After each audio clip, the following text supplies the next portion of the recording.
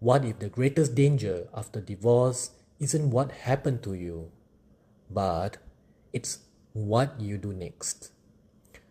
By the end of this video, you will have a simple framework to stop pain from making your decisions. You'll learn how practicing active patience protects your dignity, your faith, your children, and your future when life feels like it's falling apart.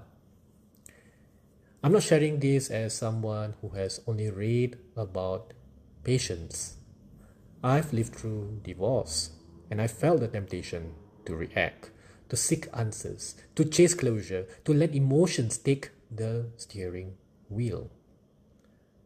I've made mistakes, reflected on them, and rebuilt my life through structure, discipline, and returning to Allah.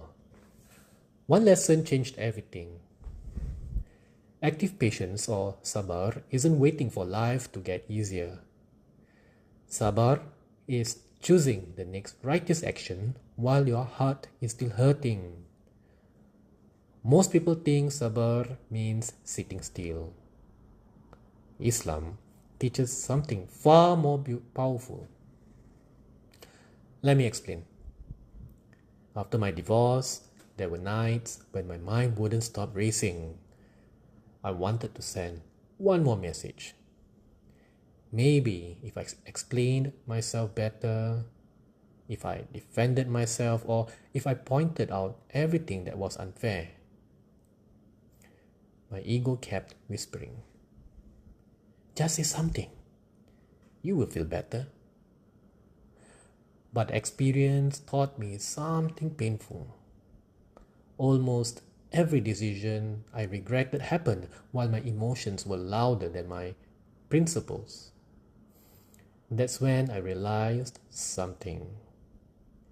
Pain wasn't my biggest enemy. My reaction to pain was, and that is where Sabr begins. Not after the storm. It's when you are inside it. So the framework is simple. It's pause, submit, and you act. 3 words, but it can save years of regret. The first command is you pause. Before reacting, stop.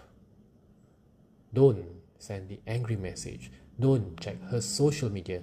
Don't open the app again hoping something has changed. Don't make a major life decision at midnight. And don't speak while your ego is bleeding. Instead, make this your first dua. Oh Allah, hold me back from what will shame me later. That pause isn't weakness. A man who cannot pause is not free. He's being controlled by his impulses. Every second you delay an emotional reaction is another second you choose discipline over desire. And that is your first victory. Once you've paused, you move to the second command. Submit. Submission doesn't mean you enjoy the pain. It doesn't mean divorce was fair. And it doesn't mean betrayal suddenly becomes acceptable. Submission means you stop fighting reality. You tell yourself, Allah knows what I do not know. I dislike this situation, but I trust the one who allowed it. That is where tawakkul begins. Not fake positivity or pretending everything is okay. Real tawakkul sounds like this. I cannot control the storm around me, but I can control my manners while I'm in the storm. That changes everything because now your focus shifts from controlling people to controlling yourself. Then came the third command. Act. Not the perfect action, not the dramatic life transformation. Just the next honorable action. Pray your next salat. drink water, eat properly, go to gym, reply professionally to your ex-wife, sleep on time, make istighfar, pay what you owe, apologize if you have made a mistake, and hold your boundaries if they are being tested. Do your work. Show up calmly for your child and love your wife properly if Allah has blessed you with remarriage. Stay away from haram. These small actions look ordinary, but under pressure, they become extraordinary acts of worship. This is what you call Sabr or patience. Small righteous actions repeated while your emotions are screaming for something else. Think about what usually destroys a man after divorce. It's rarely the divorce itself. It's one emotional reaction, one angry message, one pornography relapse, one revenge decision, one desperate attempt to get her back. Making permanent decisions during temporary emotional storms? Hey, that's why your first responsibility isn't fixing your entire life overnight. Your first responsibility is much simpler. Just don't make the collapse worse. And protect your future from today's emotion. So, every time your chest feels tight and your ego wants immediate relief, remember these 3 words. Pause, submit, act.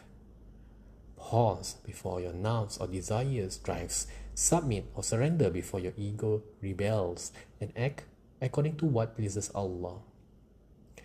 That is how Muslim men rebuild. Not because the pain disappears, but because pain no longer commands them.